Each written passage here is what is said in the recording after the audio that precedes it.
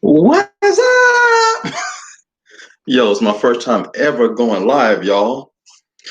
I'm taking a break from editing right now, just chilling, enjoying this Sunday, watching a little basketball. I'm glad the NBA is back. So I'm just checking in with y'all. First time ever going live. This is new, so this is kind of cool. I'm enjoying this. This is your chance to ask me any questions about what I do behind the scenes of the films that I make, what got me involved with YouTube, my fascination with film, music, things of that nature. Now's the time to ask. You know, I have a lot of people I admire watching um, on YouTube that inspire me on a regular, daily, weekly basis.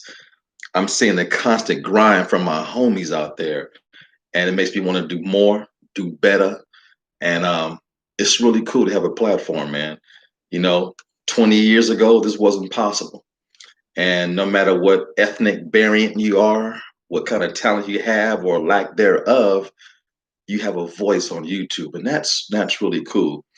I came into the game kind of late, so I missed out on those advantages of getting monetized right away, the way it was set up. But it's been a grind. But if you're doing it for the money, it's a bad deal. But if you're doing it for the love, the art, and the community, you do this for free, right? And that's what matters. And it's also a great platform to get recognized. I've seen a couple of YouTubers now, they're involved with cinema. They're doing movies, they're in movies, they're acting, directing, writing. It's a great platform to a speed course right to Hollywood to make it. And even more so now, you have a chance to go straight to a streaming service. I was watching my man today on YouTube. He had a new movie review on a movie that's only 57 minutes long. And now it got picked up by Shudder. It was a short on YouTube, right? Shudder liked it so much and said, hey, can you pitch us a full length movie? They said, sure. Now, the cool thing about streaming, they don't have the same regulations as studio movies. It don't have to be an hour and a half or hour and 26 minutes to be a full length movie. You can make a shorter film, rather it be documentary, horror, any kind of genre, and it can fit on any streaming platform at any length and be considered a film. So, make a long story short, that's what I'm trying to do. I'm trying to spit out much content as possible, and hopefully, someone would look, pick up on it, and take their chance of me directing one of my own stories on a bigger scale. I have a few cool stories that's sitting up here that I'm working on. I had one that I was working on that was major. My cousin Marcus McGee, he's a writer in Hollywood, so we've been waiting to work with each other. And he had a couple of scripts he's working on, and HBO I already told him, look, we will back you financially to be a part of it. Now, I don't think I'll be a director or anything like that, but look, I'll do anything to be on the set of a movie that my cousin wrote and I can be a part of. And hopefully that still happens. But now with the pandemic, everything has changed. At first, we were just waiting until it goes away, to things to get back to normal. Well, there will never be a normal like we knew it 6 months ago. Let's face it, those days are gone. We're lucky we have streaming. We're lucky we have VOD because theaters were kind of on their way out. I grew up going to the movies, drive-ins is a big part of my life. But at the same time, I'm a realist. Hell, I'm a retired DJ. I used to DJ with vinyl, scratch and mix. And then the industry changed. It went to digital. I switched from records to CDs. I was DJing, mixing and scratching. Now they don't use that anymore. Anybody can be a DJ. The great ones are still elite, but now anybody can get a computer, some speakers, and be a DJ. It's not a craft the way it used to be when I was coming up. Technology constantly changes, and when technology changes, jobs are lost, trades are lost, and physical things are lost. And that's the hard truth. When things get better, some things have to die in the process. I remember growing up, my mom and dad had 8-track tapes in their car, in their house. Then it was audio tapes. Then it was CDs, records. Now, those things don't exist. Weekly, I used to go buy DVDs and Blu-rays weekly. Those places don't exist no more.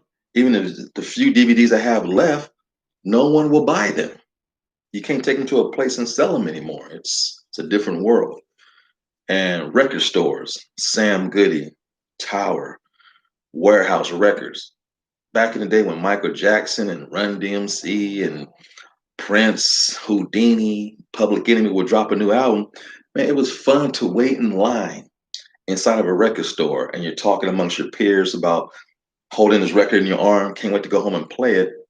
You look around the movie studio or the record studio and you see posters and stuff. Those days are gone. I miss going through the aisles and flipping through the vinyl. You know, the world changes. If you don't change with it, hell, you're going to get left behind. I remember when cell phones, you couldn't text at one time, you didn't have a phone, you didn't have a camera attached to your phone. Everything changes. And now that everything that has changed, is it for the better? Yes. Is it somewhat scary? Absolutely. But that's life. And you have to adapt. Hell, if things wouldn't change, I wouldn't be sitting here as a director talking to you now about finishing up my film that's coming out in 2 months. So it has helped. There's no way my company, Blacktastic Books, could have ever been a legitimate company without the changes of the industry and technology. Because let me tell you, 20 years ago, you needed a printer, a print press to make books. There was nothing digital behind it. In order to get a contract, you had to get with some elite company like in Philadelphia, Pennsylvania, or New York. Nobody was interested in Black literature, poetry, and stories that were told by people who had no name at the time.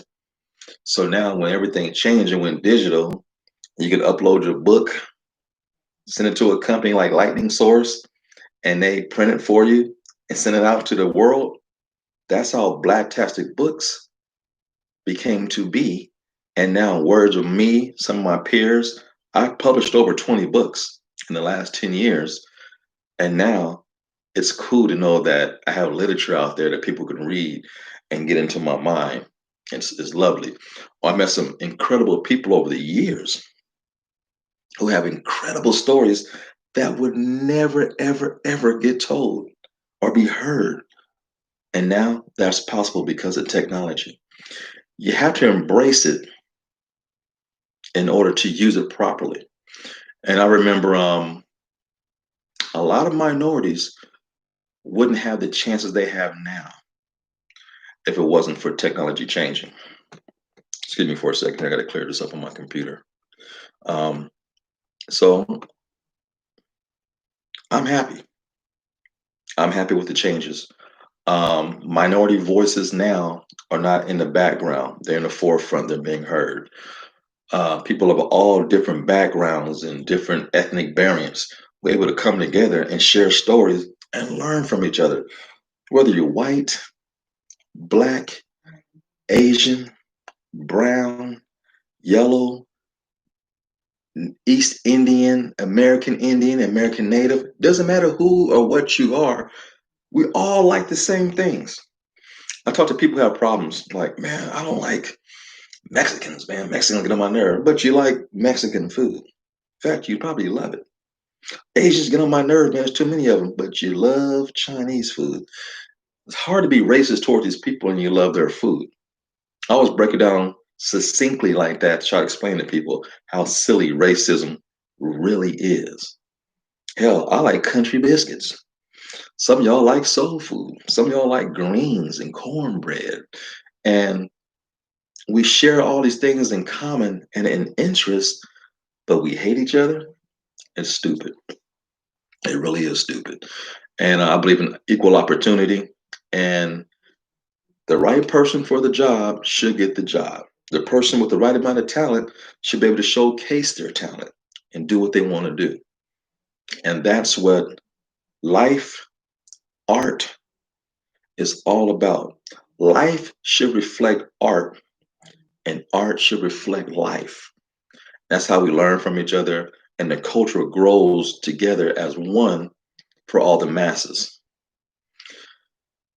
Film is one of the most important things in my life since I was a little toddler. I grew up watching movies. Music is just as important, if not a little bit more important. The only thing I love more than movies is music. That's why when you come to my channel, you hear in the background, a lot of the times I have music playing to massage that brain. You don't realize the hypnotic power of music until you infuse it in certain things. When I do a movie review, you hear a little soft music in the background. That's to relax you. That's to get you to, you know, relax and enjoy what you're hearing. The intake is more pleasurable that way. And YouTube, I meet so many people with different techniques and different talents. And some people are very talented and don't have the technical aspect. Some people are very technical but don't have any personality. You have to learn to find your groove, your rhythm, and infuse it all in at one time. And that's a beautiful thing. I'm a former DJ. I love music. I have a unique voice and a deep voice. My voice sounds good over beats, over music. I went to college to be a radio disc jockey. So I know how to talk in rhythm while music is playing. It doesn't throw me off. Or my monotone is such the same at all times. I can talk for hours, add music later, and you would think that I was talking to the beat. That's a cool thing. Even when I do my poetry and add music later, you would think I was doing my poetry to the music. Essentially, I'm not. I do the poetry in a certain cadence, and then I find the right beat.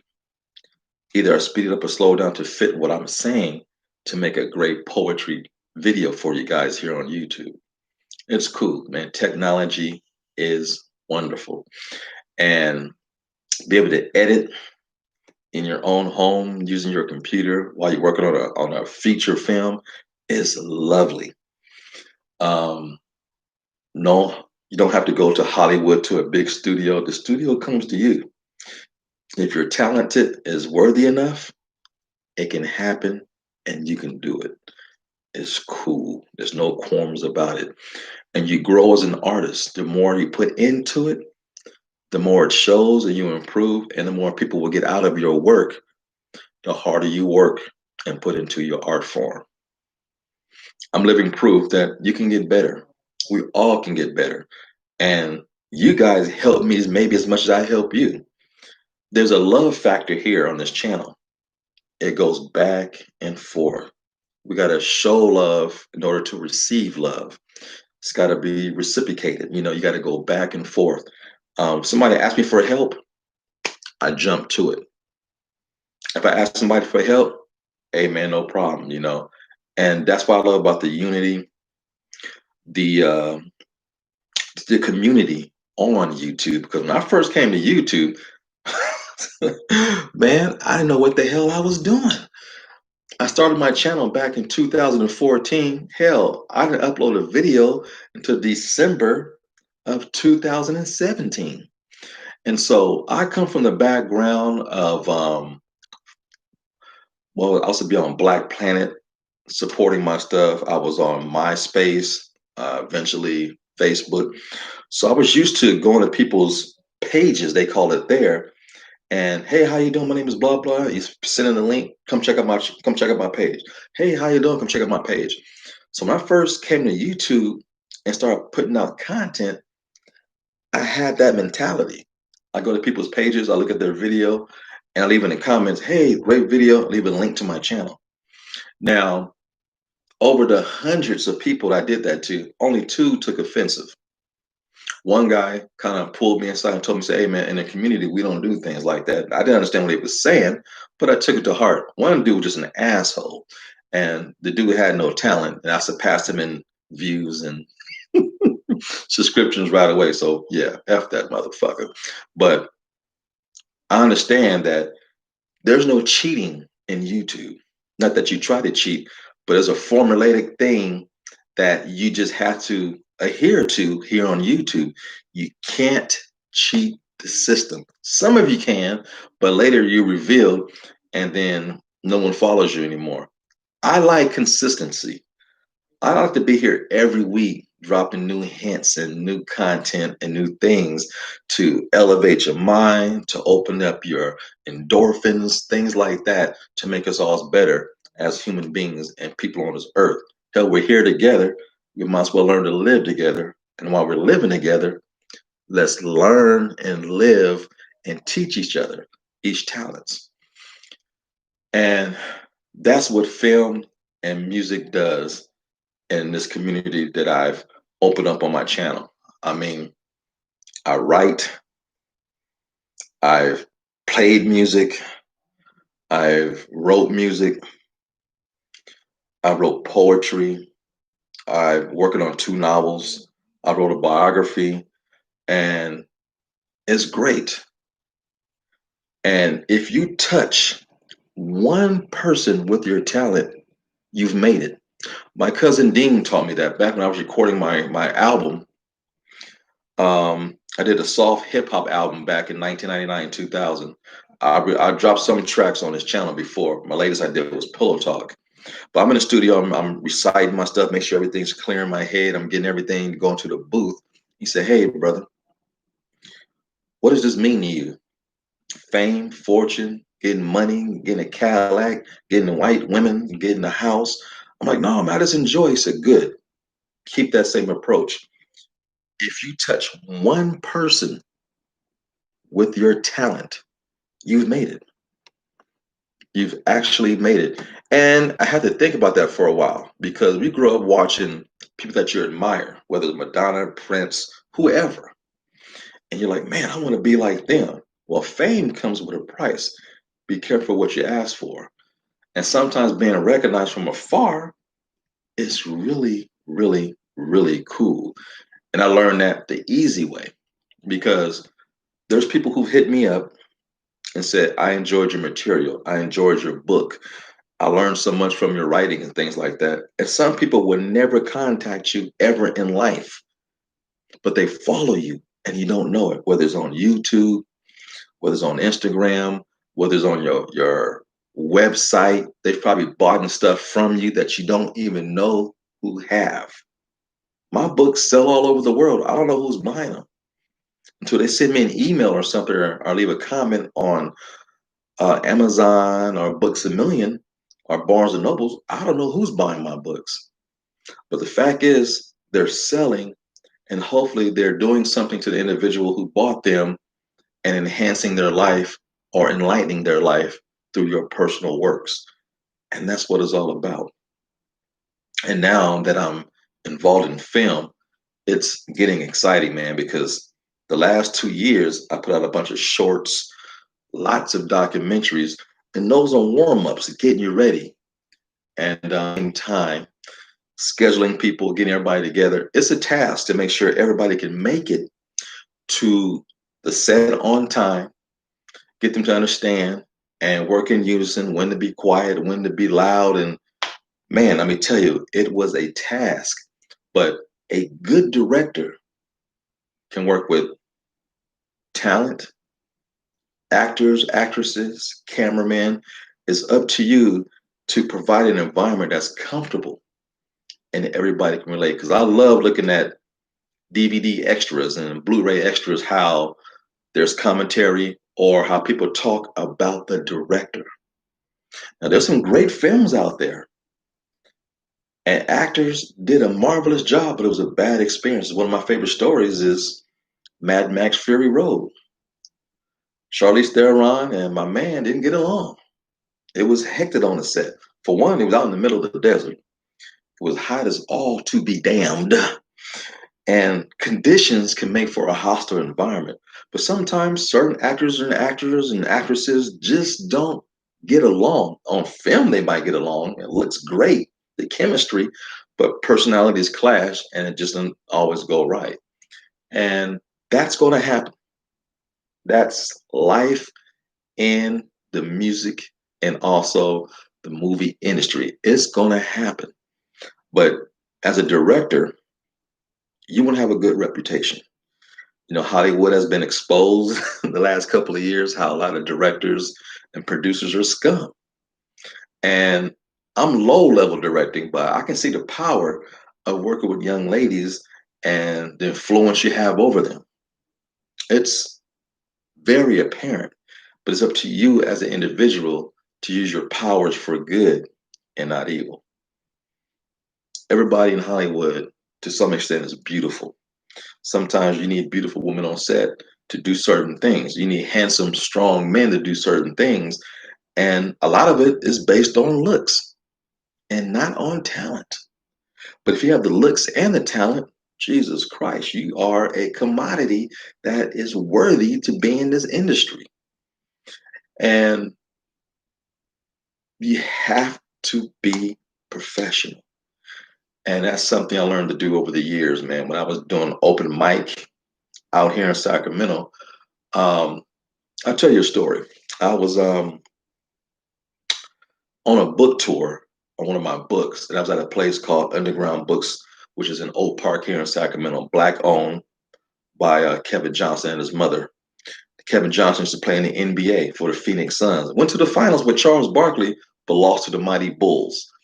But Kevin Johnson and his mother opened up a black owned bookstore here, and a lot of authors that look like me get a chance to do book signings there. I was doing a book signing, and this one particular lady was following me, and I didn't know it. You never know who's watching you. So being professional at all times is crucial. Barbara ended up being a business partner later. But she came to a couple of my book signings, and she went to my website, and I got some emails. Hey, I like your book. I like what you stand for. I'm checking you out. I'm reading these emails. Okay. I kept getting invites to art shows. I don't particularly go around looking at art museums, but I kept getting invitations. So one Saturday night, it was a book signing at an art gallery, and I was invited. I go, man, I'm gonna go check this out. Me and my homeboy went, and I walked through the front door. Some lady named Barbara said, "Hello, Tajaya. Pleasure to meet you. You got my emails." I go, "You're the one that's been," we talked, had a great time, had an after party at another art gallery. We got together, we danced, we drank, have a good times, rubbed elbows with some important people in Sacramento, and it was cool. Well, Barbara seeing something different in me by my speech patterns. When I gave speeches at my book signing, she liked the way I presented myself. She goes, "Look, I have an art gallery called the Brick House. I'm looking to bring open mic to my gallery. I would like for you to think about it. I'd like for you to host and bring Blacktastic's image along with my image to the art gallery." I'm like, okay. Gave it a couple of weeks. I said yes. I never hosted before. Ended up being a natural. It was cool, man. We called it Second Saturday at the Brick House, featuring Blacktastic.net. And we did our first opening one. It was free. Everybody came, packed out the place. Then we started charging out the door, started making a profit. It became very lucrative. It became very popular. We paid out the most. So we paid our feature. So what it was, yes, it was an open mic structure for the first hour and a half. Then the last half hour of 2 hours, the feature performed, and that feature was paid. When you came to our establishment, I DJ'd and host. So you had two for the price of one. I would have some nice melodic music playing, taking you back to the good old days, and then gives people a chance to walk around, converse, and communicate, conversate, exchange business cards. Then the show start. Then the open mic list we would go around. Do you want to sign up? Do you want to sign up? People would sign up. I get up there. I will host.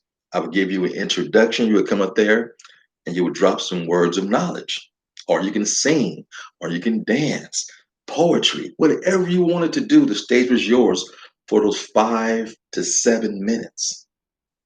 Then we go through the whole list. We take a little small intermission. We had snacks. We used to cook pizzas and a pizza grill thing. Man, we had it going on. I would play some more music. We'd come back after about 15 minutes, give you a chance to go to the restroom and all that stuff. Then we would have the feature. And that formula taught me a lot about myself. My man was working the door. I was working the stage. Friends of mine would cook or they would prepare food. It was a nice business. And as a director, you have to know everybody's talent. That's what a good director does. A good director doesn't do everything. He does nothing but direct other people to do things for him or her. That's the mark of a great director. Look, what I'm doing now is guerrilla filmmaking. I'm doing everything. I'm doing the filming, the lighting, the editing, the sound, which is fun. I love it. I don't want to do it forever, but I want to learn everything so I know what to look for when I hire people in the future to work on bigger projects. Because all I want to do is direct. In my first couple of films, I'm in them, which is hard to direct yourself, but it's easy. But I want to be behind the camera full time. Now, this movie that I'm working on now, The Comforter, is the first time in my small history of doing film that I'm not in the movie at all. Maybe for a little voice appearance, see if you can figure it out. But I'm behind the camera the whole time, and it's a different experience. I'm able to control everything about the movie, the mood, the tempo, the pace. And it's so great to not worry about me on film.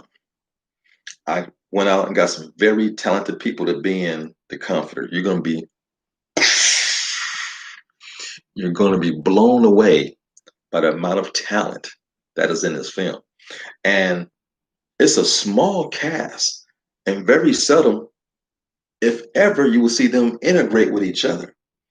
But it's a personal, small horror slash suspense thriller. And I was thinking about it, and the last 2 days of shooting are coming up next weekend. This film won't even have any blood in it. I'm going old school, Twilight Zone, old school, them black and white movies where you had the music scared you, you had the atmosphere, the setting, the sets. Those are the things that true horror movies did back in the day. Nowadays, excessive gore. Well, Friday the 13th and Halloween changed everything. They became slasher films. And once you start it, you can't stop it. The count has to get bigger. The gores and slashes and guts have to be more elaborate with each film. And after a while, you become numb. You become numb. I watch a lot of guys who do reviews on the horror films. They always say, yeah, the kills in this one wasn't as impressive as the last one. So you're trying to outdo yourself to the point where you run out of ideas. Being scared are voices in your head, shadows in the somewhat dark, scary noises, being by yourself, but feeling like someone's in a room with you. That's horror to me, not blood and guts. And I think over the years, we've taken a detour towards that type of horror. But lately, Blow My House is bringing that back, bringing back the old school scares. And that's what really gets me. Poltergeist, the original, scared me to death, but it was a nice blend of a little bit of horror and gut. It was just a nice blend. Exorcist, to this very day, gives me the creeps. the original Amityville Horror. I love the original Halloween, the original Friday the 13th. I like ghost stories. Now, ghost stories, that's what gets me. I'm afraid of ghosts. I'm afraid of demons and devils, those things that can lurk and float and come into walls and stuff. That's what gets me the most. Little kids, the voices that are dead, but you can hear their voices crackling in the background. That makes my skin crawl, definitely. So I'm making a movie now in the comforter that scares me. Hopefully, it scares you. I released two trailers. The first trailer, this is so interesting. After I hired all of my talent, I put together a trailer without shooting any footage at all of the movie. I took a risk. I just took a risk. I had the emotion. The script wasn't even written completely yet. I put together a trailer, boom, put it out there. It did well, over 140 plus views. And I watched the comments. Dude, this is creepy. This is scary. I'm like, I'm on the right track. Complete black screen, words going across, no images, just words going across the screen, and sound effects in the background. It was a successful trailer. Well, soon after I started shooting the movie, after about the third or fourth day, I had enough footage to put together a second trailer. 3 months later, that's when you see the young lady walking down the corridor and you hear kids giggling in the background. That trailer did 3 times better. I did over 270 plus views in like 3 weeks. I'm like, whoa, whoa, whoa, whoa. And the script was written by then and things were in motion. And I put the pressure on myself. It was cool to and jump the gun, release a trailer before I shot anything. It gave me a time and a window because there was no release date up until 2 months ago. I had no idea when this movie was coming out.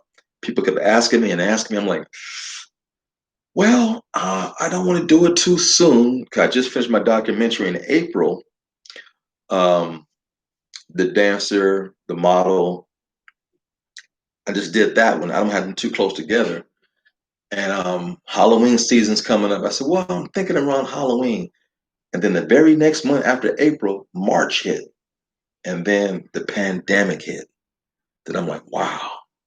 And then March, April, May, June, the world changed. Halloween was no longer coming out on Halloween. Candyman tried to do that. It got kicked back to next year. So we have no theaters. We have no scary movies coming out at all for Halloween. Now, maybe on Shudder, maybe on some streaming programs, but other than that, the big ones are no longer here. I'm like, okay, I was thinking about Halloween. I'm definitely going to keep that date. Matter of fact, Thursday, the 29th, 2 days before Halloween, I'm releasing my film. Dude, there's no one out there. So the marketing revved up. After I do something out in the field, I would come back to YouTube and shoot a little video, keep everybody up to date, little tidbits of what's going on.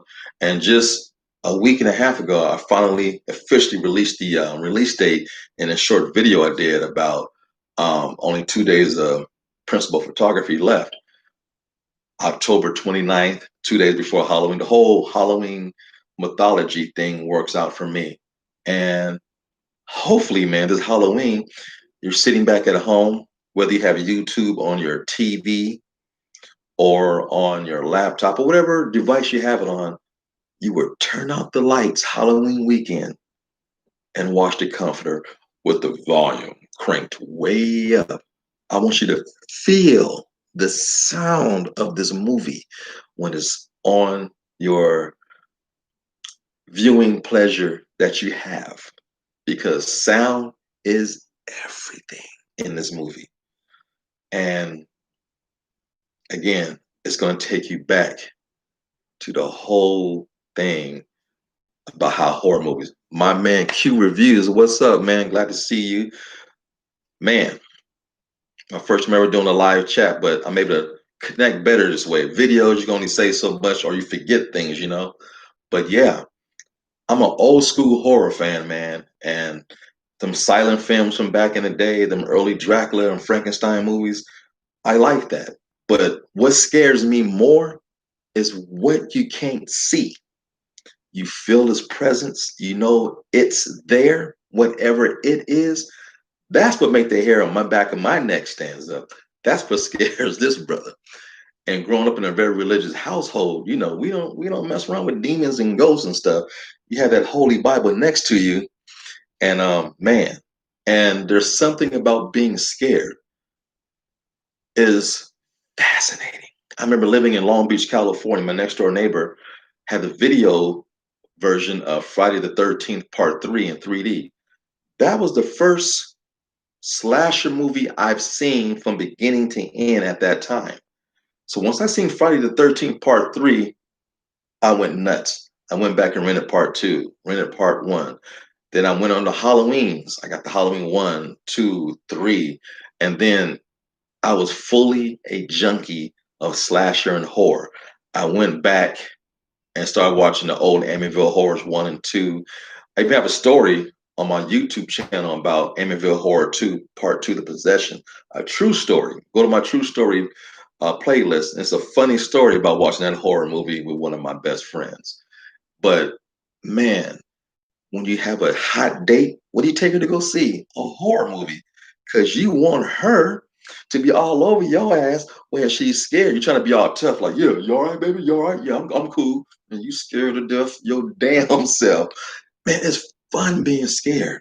And it's fun taking that drive home after seeing a scary movie and having to lay in bed and not try to think about it. But you can't help but to think about it. That's living. That's equivalent to jumping off on a bungee cord or going up, jumping into the water, doing something scary like that on a roller coaster. To me, seeing a scary movie in a theater with a great crowd at night and coming home, having to process that in your brain and go to sleep. That's living. And that's what cinema and horror does. And Jordan Peele really, really did something that I never seen before by a black director. He made movies that scared black people. Now we're all scared of Jason and Michael Myers, little Chucky, Texas Chainsaw Massacre. I'm scared of all that stuff. But there's certain situations I've been in my life that scared the shit out of me that Jordan Peele knew how to put on the film for me to go, I've been there. I dated a white girl one time and went to an all white wedding. That shit was uncomfortable. A few of them people were racist and said some crazy things, and man, yeah, that's a different kind of horror for me, but it's a horror that I can relate to. You know what I'm saying? And I feel with the comforter is something that's so simple that we all have in our house. We all have a comforter in our house. And you might buy it from Walmart, you might buy it from the mall or the store, but every piece of furniture in your house has their own story. How it was manufactured, or who owned that before. Is it a hand-me-down? Did your grandma? Everything has its own story.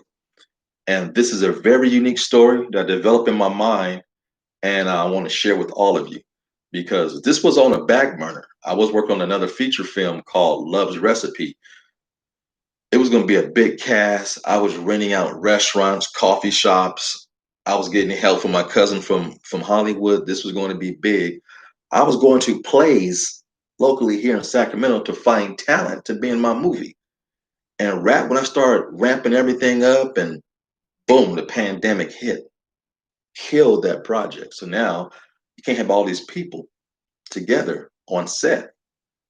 The cool thing is, hey, what's happening? I got more people coming through. All right, right on, right on, right on. Um, I have to change gears because once I'm on to something, I gotta keep feeding myself. And in the back of my mind, I had a comforter. I said, well, I only need about 3 people to be in this movie. And it's only like a few locations, but I can film the actor in each location by themselves so no one's in danger. And I think I can pull this off. And the challenge of making a movie during the pandemic and releasing it during the pandemic was a challenge that I was ready to accept. And that was really, really, really cool. I got some things coming in here, guys. I want to make sure I can recognize everybody. Right on. But and that fed my hunger of movies. And I'm telling you, like I said, being not in the movie, but being on the camera, whew, this is going according to plan, man. And it's great. I'm able to play with things with the camera. Everything I learned in film school is paying off. And things that I watched that I thought I could quit is paying off. I bought new equipment just to do this movie, to get certain camera angles that are wicked. And those who are familiar with my work, you know, I love crazy angles in my movies. I want to do things that go, man, how did he do that? Or, man, that's a great angle. Everything you see in film, in camera, in frame is so important. And the way that I'm making this movie, I'm not going to spoon feed you. My actress won't have a whole lot to say, but she has a whole lot to do. And you got to pay close attention from the opening moment this movie starts. You better pay attention because I'm not going to spoon feed you. There's things throughout this movie that leads to the end that are crucial and important. And hopefully, when you watch it, you turn around and watch it again. You're like, ah, I didn't catch that the first time. That's cool. That's okay. Now I know what he's doing, and it makes it more enjoyable. Makes it way, way more enjoyable. So there's a lot of tidbits that you got to play close attention to, or you'll miss it. But you can always watch it again 15,000 times, and get the views going just to find out what you missed. But man, I'm excited. This time next weekend, the movie would be a wrap. This time next weekend, I'll be having a wrap party, hopefully, and then I'm gonna do extended hours and days of editing. So I edit as I go, so it makes it easier when I get the new pieces and add them to the old pieces and start putting them all together like a puzzle.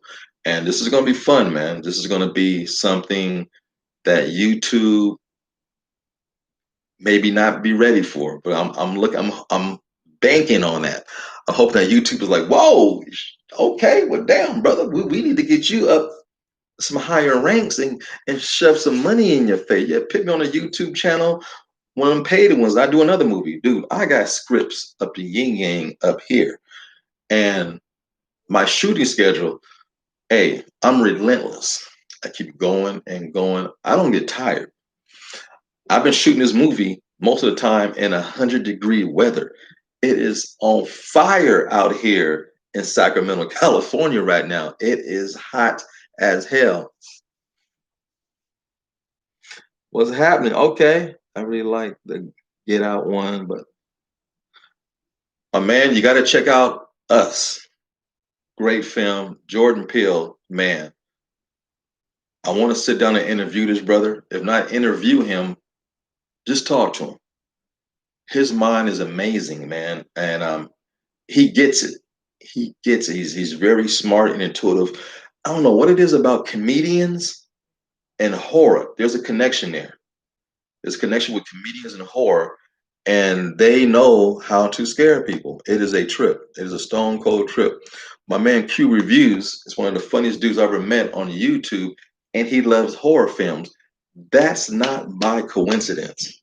And trust me, brother, when I get a budget and things start doing well, I'm gonna pull you, Q Reviews, my man Rashad G. I'm gonna get my man Anthony A. Perez. We all gonna fly to a location. Even if you guys are just extras or something, one of my films in the future, we gonna make that happen, man. We gonna make YouTube history and film history because we all share the same common interest when it comes to movies. But yeah, I'm writing scripts daily in my head, but I got some great ideas. But I think I'm not trying to be premature, but I think after this film comes out, October 29th, I think people in the industry will take notice. I'm that confident in this film. I think people will seriously start taking notice and be like, whoa. Just recently, a YouTuber got picked up by Shutter and their film got picked up and it's only 57 minutes. So it's possible. Netflix, hey, the movie don't have to be more than an hour and a half. This movie already is over an hour. So it might reach the requirements to be a feature length film. I'm ready to go, yo. I'm ready to go. Let's make this happen, Captain. And that one movie that got pushed back because of the pandemic, Love's Recipe, that is a dope love slash horror and a big time thriller on a black level. Man, I can't wait to do this movie in the future. Maybe it was a blessing that it got pushed back because of the pandemic. So we'll see.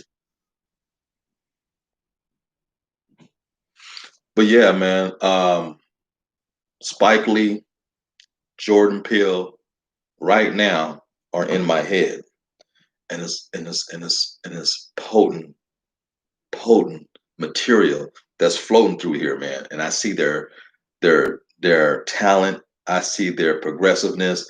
I want to be just like them, man. And it's possible, man. You know, Spike Lee did it on his own. He went to film school, and how he got involved in film the year of 1977. He went home for college. Lovecraft Country horror. Oh, on HBO this week. That's right, that new one, Lovecraft Country, and that looks good. Matter of fact, I was watching Double Toasted before I did this live stream, and they did a review on it, and they said, "Yo, yeah, black people have a lot of things to be afraid of: racism, monsters, ghosts, police." And back in them days, man, it was bad. It was bad for the blacks, man. And that's the type of horror that I like. There's real life horror that people don't always put into their films. You know, we're afraid of cops. And we're afraid of certain cities or states to be in. And when it gets dark in the East Coast or maybe in southern states, it ain't safe to be outside. You can't go to the liquor store to get a drink because you're thirsty. You got to just wait till the next day, and that's still relevant to this very day, man. That's true horror. If you can take that and put it in the script along with modern day horror and old school horror mixed in together, that's the new horror right now. It's implementing black stories into modern day white horror and make it mesh because the two together is brilliant. No more watching a horror film. There's a one black guy in the movie or one black girl. They're getting killed in the opening credits. That's was a stereotypical thing that we always dealt with back in the day. But yo, let that come to an end. There's some great stories out there. I remember seeing Beloved with Oprah Winfrey and that one fine girl. What's her name? That fine girl. She was in Mission Impossible too, but she was Teresa Randall, whatever her name, and she fine as hell. I forgot what her name was. That movie scared me to death. Beloved, I never thought about this. You're slaves and you get killed, and you come back as a ghost hunting your own family that are currently still slaves. And I'm telling you, that movie scared me to death. And I seen it during the daytime at my homegirl's house on TV. Whew. If you've never seen Beloved with Oprah Winfrey, I'm telling you, it's a slow burn. It's a little out there. And my man Danny Glover is in it. Man, you got. Ooh, I remember the names to this very day. He was saying, Seta, Seta, woman, there's some evil up in here. He watch Beloved. That movie gave me the creeps and the goosebumps currently right now. That movie's good, man. Yes. Oh, thanks, man. I appreciate it, Q. It's my first time doing a live review. Man, I can talk all day. It's just, I never found the right time to do it. I mean, this is like I said, this is all new to me. I'm learning. But my man, Anthony A. Perez, pushed me over the edge. He said, I'm going to do it. You're going to stumble out the gates the first time. But I learned so much about my boy when he was just open and free and talking. You was there, I was there, we was all talking together. And man, that changed me that day. I said, because of my man Anthony, I got the courage to do this. Because it's easy to make a video, put the music to it. You know me, I switch it up to black and white, add some effects, boom, done. But sometimes going raw footage and butt naked with no script is cool. It's cleansing. It opens up everything, and you become real, and you become one with your audience. And that's what I want to do. And everybody's doing it. I need to get caught up with the times. And going live is the thing to do. And I got tons of things to talk about forever. Never run out of material. And a lot of us recently connected on Instagram, and already got like 6 to 7 people who's reviewing that movie when it comes out, yo. So after next week, it'll be a wrap. Hopefully, late August, early September, the film will be totally done, and you'll be getting a nice big paragraph along with the link to the whole film way before the release date. So you got time to watch it, analyze it, and give a true review. There are no true embargoes on it, but don't spoil the film. And I want to generate energy from an early review like the big boys do it in Hollywood. You know what I mean? Them early reviews that we talked about. Man, I never get invited to them things. Well, y'all invited to this private screening for The Comforter, so we can all collaborate, and you'll still be able to leave comments and everything like that. And I'm looking forward to going to all your individual channels and watch you do a review on a film that I did. That's gonna be dope. And hopefully that changes the culture amongst us. We start doing more collaborations and things like that. Because man, once any kind of studio or anybody gives me a budget, trust me, my fellas, cool to the fullest, Q Reviews, Rashad G, Anthony A. Perez. I'm missing some names right now at the top of my head. Look, man, we're gonna find a way to connect. But nowadays, look, you can film your own part where you at and email it to me, and I can make it fit in the film. There's ways to do things nowadays where we can all be in different places and still look like we're together at the same time. We'll figure that stuff out in the future. Trust me, we got to make that happen because man, there's some talented brothers and sisters out there that I'm looking forward to working with and doing movie reviews together and things like that. That's cool, but that's just the genesis of the futures because my man Q Reviews, he did a short film one time with his homeboy. It was kind of a comedy. Man, it was well shot. Yes, it was funny. I enjoyed the actors in it, but I'm looking at it from a technical point because I watch movies twice. One as a fan the first time, then I go back as a director. Go, man, how did he do that? I like that. That's clever. I might have to steal that. That's what we do as artists. And one thing I love about Q, whenever he watches my movies, he goes, man, dope angles. I like that. I like the way you film your movies. And man, he knows from a technical point because he's in that industry. He does CG, so he knows what to look for and what makes a good film. Sometimes it's the script, sometimes the director, sometimes it's the actor or actress. There's so many things can go right and so many things to go wrong. But ultimately, in the end, it's the director's responsibility to put out a great project. And I don't mind shouldering that responsibility. Directing, second nature to me. I love it. I love the responsibility. I love the pressure because I'm great under pressure. I've been playing sports my whole life, so pressure is nothing. I invite it because it makes you better. I like having deadlines. Can I meet this deadline? Can I meet that deadline? Man, we got to go back for reshoots. We only got a short amount of time to do it. That's what builds character and become a great director because the greats have all struggled, but their struggles had to happen in order to be great. The Quentin Tarantino, the Steven Spielbergs, all the great ones, Martin Scorsese, they would tell you stories. And one thing that motivates me, I watch a lot of interviews of my favorite directors about their movies they did. Like Spike Lee, every year he dropped a movie, he would go to these different places to do interviews. I watched them all intensely to see where his mind is at. And he said he got better with each film. Even though the films that we like the best, he feels like he got better. And one thing as an artist, when we think we're better, people like our old stuff better.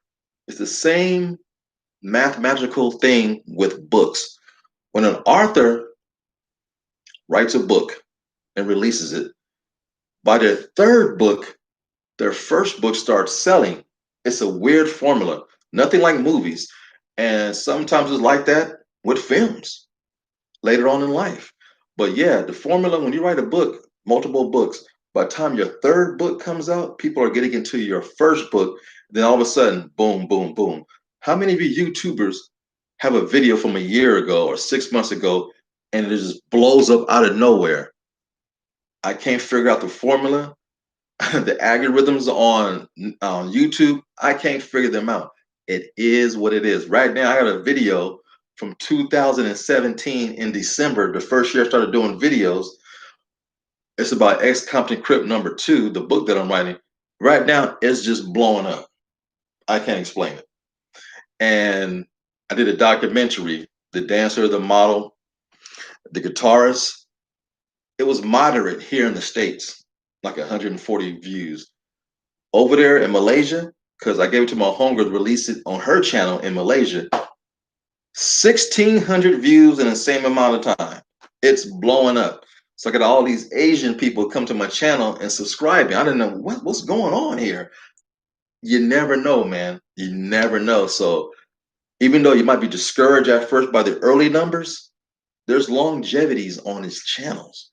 And your old videos will make you legendary. But you got to pay attention. You got to be consistently on this computer to find out, because I'm getting comments on old videos and I'm not always notified all the time. I have to go back and find them. Sometimes the laptop works better than my phone. I'm not sure how YouTube does it, but it's a trip. But yeah, man, everything you do on this platform is noticed. It might take a little bit of time, and some of us are a little bit impatient. We're used to a certain type of rhythm that I drop a video, boom, I want this, boom, I want this. I can't explain it. I don't know the math formula of YouTube. I've been trying to crack that shit for 2 years, man, and it is impossible. But I do feel this movie will be my game changer for this channel. I've been prepping myself. That's why I changed the name. Blacktastic News, no, I want to be known as a media channel. If I do make it big one day, you will see Blacktastic Media on the screen. If it don't make it to the big screen, hopefully be on some set service like Netflix, Hulu. So, I mean, once one of these things got to pick it up, right? Because there's so many out there, and especially horror. Shudder might come knocking on your door. Boom, boom, boom. What's up, black man? We want your script. Can you shoot it? Same location and everything with the same budget, or do you need a little bit more money? Give me some money. But I do have one dream of a Hollywood movie. I want to be independent as long as possible. I love the control. I love the aspect of telling my stories and maybe other people's stories. But if I ever got a chance to go full blown Hollywood blockbuster, I would love, absolutely love, to do a live adaptation of Thundar the Barbarian. That's a cartoon that I love as a kid. I love the premise. Thousands of years in the future, the moon cracks in half, the atmosphere is destroyed. You got sorcerers, monsters, and barbarians living on Earth that took over Earth. Trust me, I would do it justice. If I have a big Hollywood budget and set locations, not set stages, set locations. I'm talking Amazon, Africa, wherever there's foliage. Let me film Thunder the Barbarian. And I'm going to be cheap. I'm going to tell you how I'm going to be cheap. I don't need no stars to be in this movie. You don't have to have stars. The original Superman, Gene Hackman, Marlon Brando, okay, you might have to have two, but trust me, The dude playing Thundar can be a nobody. He just has to look like him. Ukla the monk. Okay, come on, man. That's your next Wookiee right there from Star Wars. That fine woman, the sorceress, she be do. You got that one villain, his head spins around, he smiles on his side, his head spins around, he's evil. Give me that premise and a Hollywood budget, and I will bring to you Thundar the Barbarian to the big theater screen. I can do that shit. That's my one Hollywood dream of any blockbuster movie. That's the one. That is the one. Cool to the fullest. What's up? He's in the house, my boy. But yeah, that's my one-time Hollywood dream. But other than that, I like to keep it simple, low key, and do movies that I have total control over because I know it'd be done right. Too many horror stories about Hollywood studios intervene, and then when you're a young director, look, you up against it, man. Ask David Fincher. Ask all those guys. Their first couple of films, they got bombarded. You have to make a movie that makes $1 billion. Then you have say so like Christopher Nolan. You have to have an outright blockbuster hit. Then you can say, I'm not doing that. No, you're not pushing me around. Look at my girl doing Wonder Woman now. She was already an Oscar winning director before she did um, Wonder Woman. She did that song, that movie, what, Monster, and with Charlize Theron. Incredible director. She's amazing. She kind of fine too. And no one was giving her a job. Even when Wonder Woman was coming out, they were like, well, we don't think it's going to do this well. Knocked it out the park. Lips are getting a little dry here.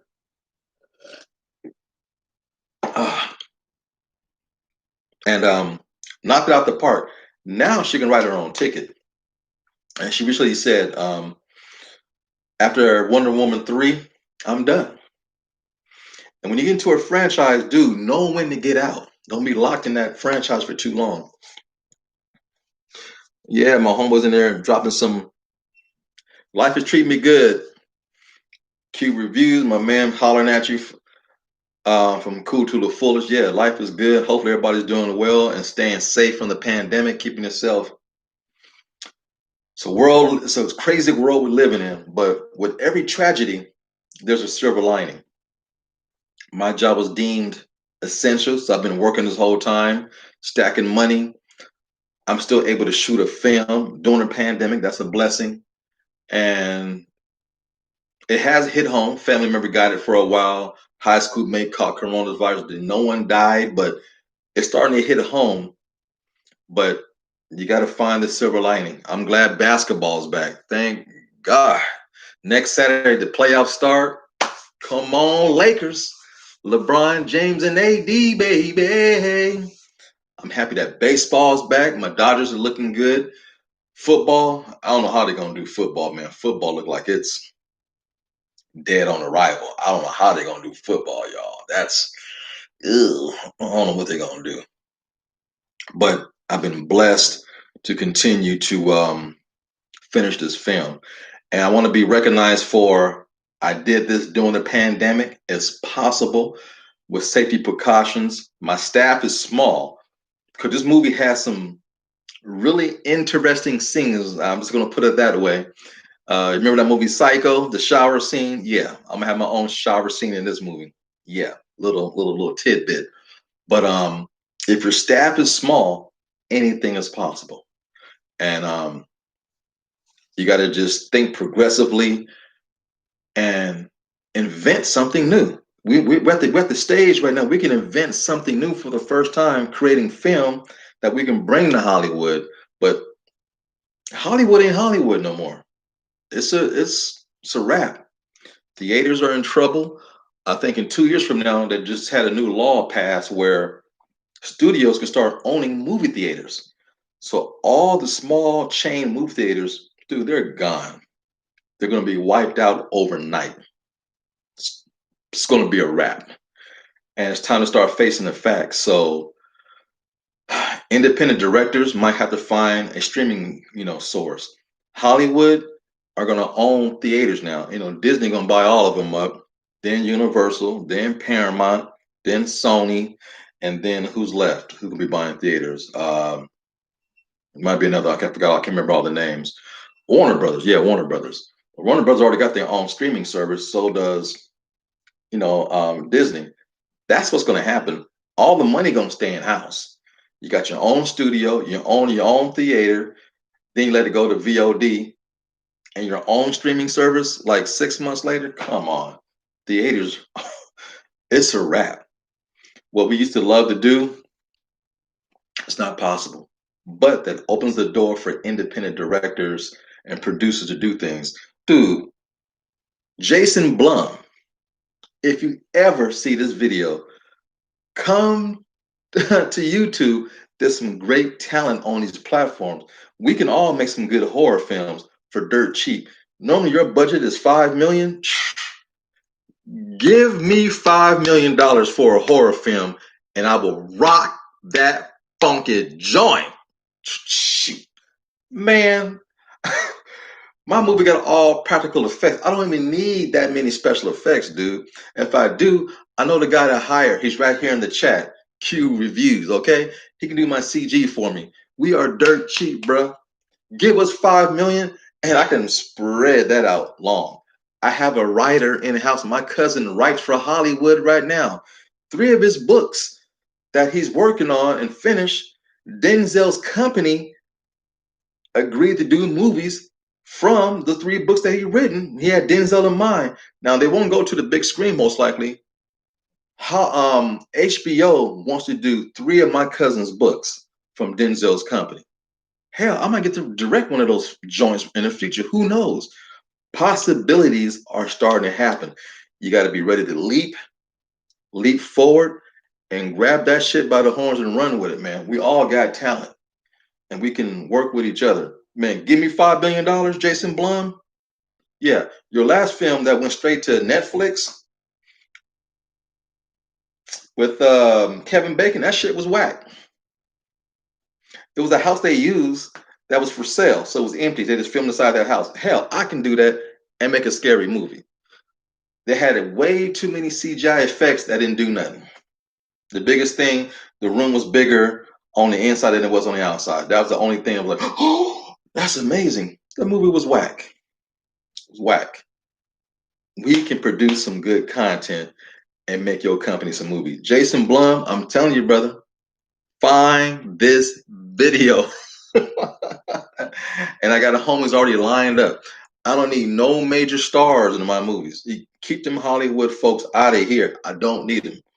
Go get some hungry, raw talent. There's always another Denzel, another Wesley Snipes. They might not be as great, but who's great in the beginning?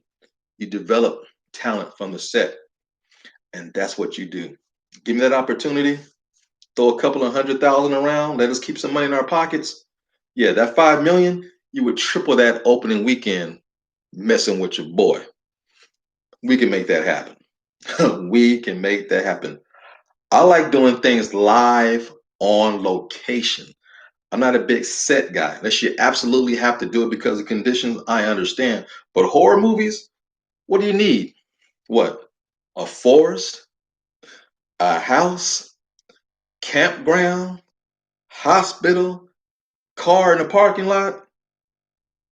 That's every horror movie ever made in the world except Jason X and Leprechaun in space. Then we need a spaceship. But other than that, horror movies, man, it's easy. It's easy. So many houses are vacant. Hell, you can buy a house for $200,000 and keep it and make multiple movies out of that bad boy. Anything is possible. Please give me that opportunity, and I make that money stretch a long way. We'll all get paid and fatten these pockets. You know what I'm saying? Fatten these damn pockets, because once you start making movies and you get used to big budgets, companies start losing money because a lot of egos in Hollywood.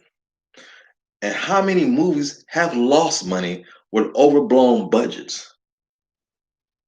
It's ridiculous, man. There's some simple, and horror movie is probably the only genre You're guaranteed to get your money back. Even the bad movies, The Nun, La Llorona, those are not very good horror movies.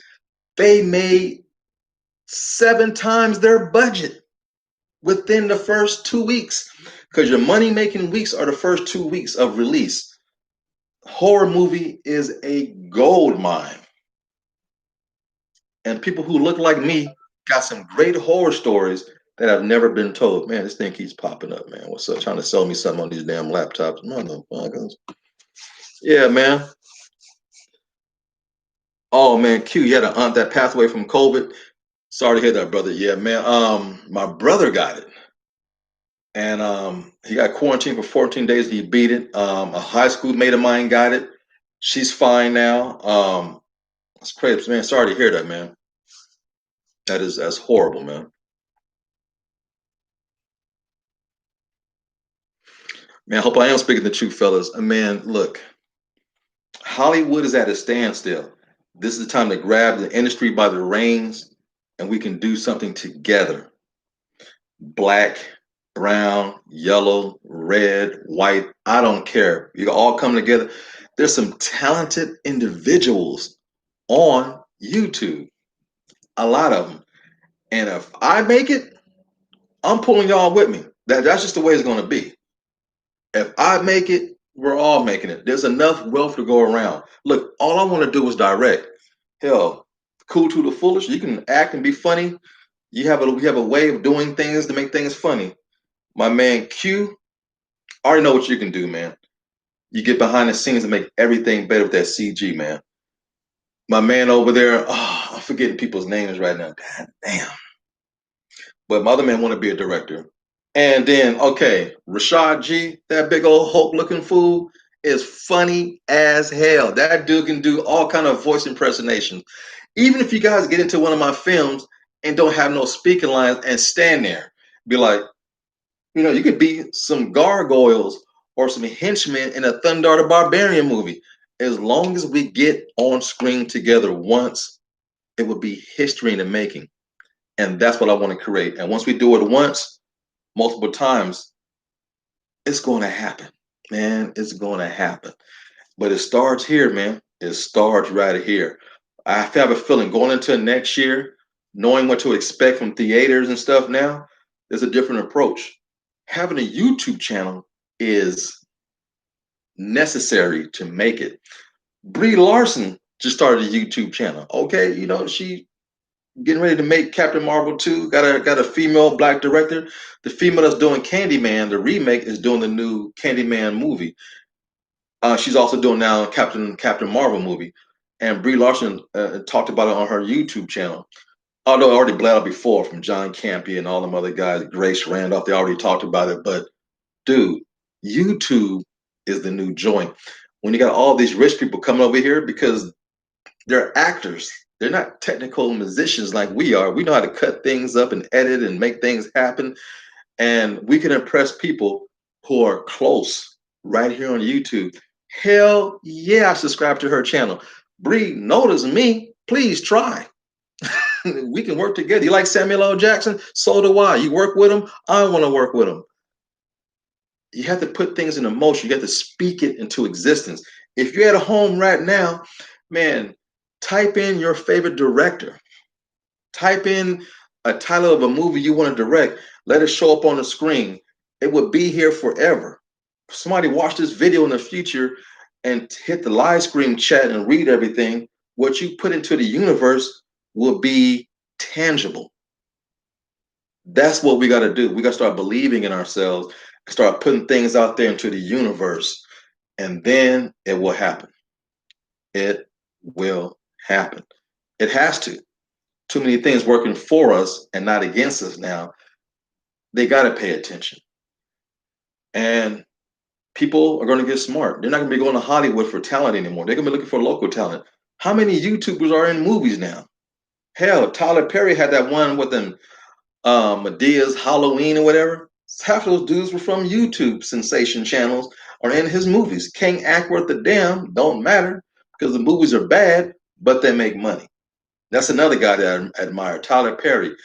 Yeah, His movies are suspect, but right now with his studio, he's able to bring people in, quarantine them, test them. You can live on his lot and make movies at the same time. Ain't got to go nowhere. He have his own bubble. Dude, that's brilliant. From a mind of a genius. I love Tyler Perry. His movies. It's not my thing. I guess I have to be a black woman in church to understand his movies. It's not my type of genre, but I respect his hustle. And he's smart. The dude is smart. He came from nothing.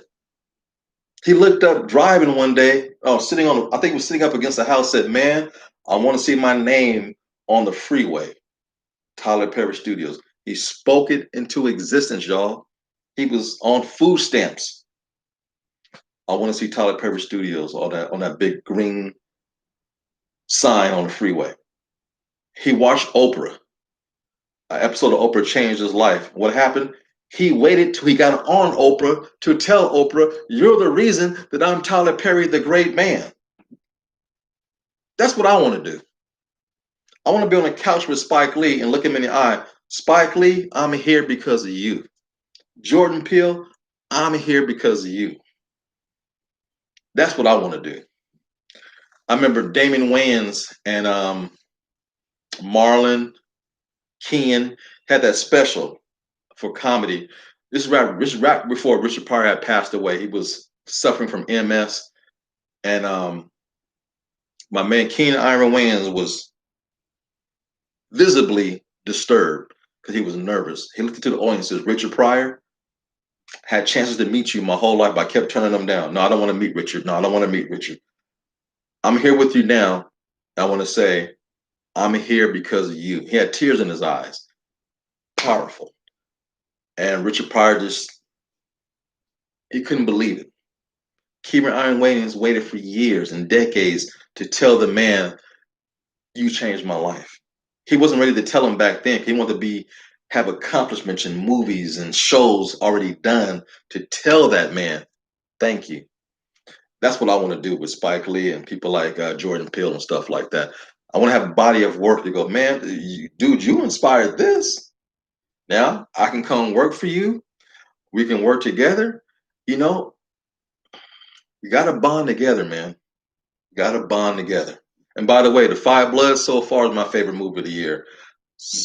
Damn, Spike, you just hardest working man in show business. Just go to his IMBD and look at the dates of each movie.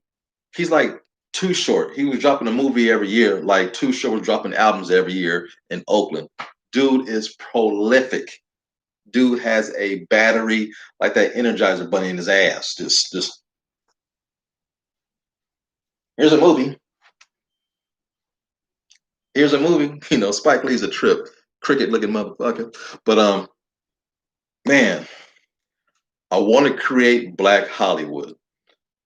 I'm gonna say it again. I want to create Black Hollywood. It's feasible. It's possible. It is for sure now tangible. We can make this happen, y'all. Let this be the day that it kicks off. Because in 2 months,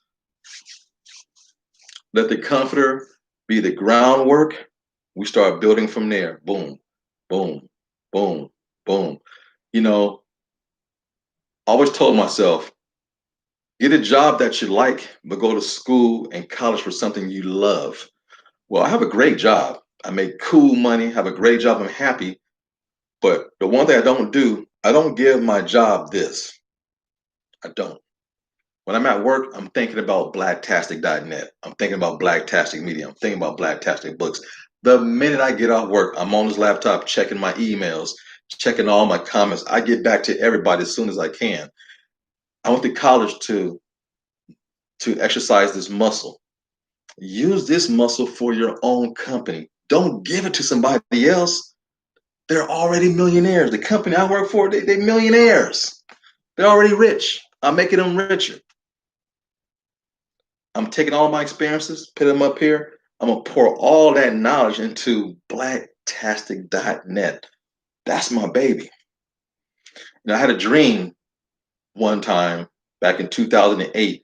I said, I want Blacktastic to be a household name.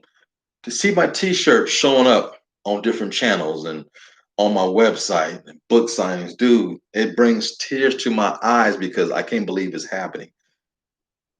We can make it happen. My dream was to have people of all ethnicities wearing my t-shirts, whether you're Asian, black, white, red, whatever, rocking at blacktastic.net. That shows unity, also black pride at the same time. My dad told me once, if you own a company, don't let the people know that you're black when you own it because it can scare away people. Well, my dad is damn near 80, and that's a mentality from the 1930s, and I understand it, but I don't agree with that philosophy. When I created my company, fantastic. We all use the word, oh, that's fantastic.